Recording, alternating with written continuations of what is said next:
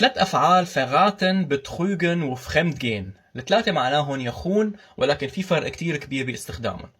فعل verraten بيجي كمان بمعنى يفصح عن شيء. يعني إذا إجا واحد لعندك وقال لك verraten Sie bitte Ihren Vornamen، يعني أفصح عن اسمك أو قل لي اسمك. من هذا المثال بنعرف إنه verraten هو الخيانة عن طريق الإفصاح عن شيء أو إفشاء سر. يعني إذا واحد راح للبلد العدو وفضح بلده وأفشى أسراره، فبقول عليه verräter، hat sein Land verraten. أو إذا واحد راح فضح سر أخوه بقول hat seinen Bruder verraten. ولكن إذا واحد راح خان زوجته ما في نقول عليه hat seine Frau verraten، لأنه هو ما فضح سر لمرته وإنما فقط خانة من وراء ظهره مع واحدة تانية. نجي لفعل بتخويغن. بتخويغن هو فعل الخيانة بشكل عام، لما واحد يخون زوجته أو يخون بلده أو يخون أخوه، بكل الأحوال فيني استخدم بتخويغن.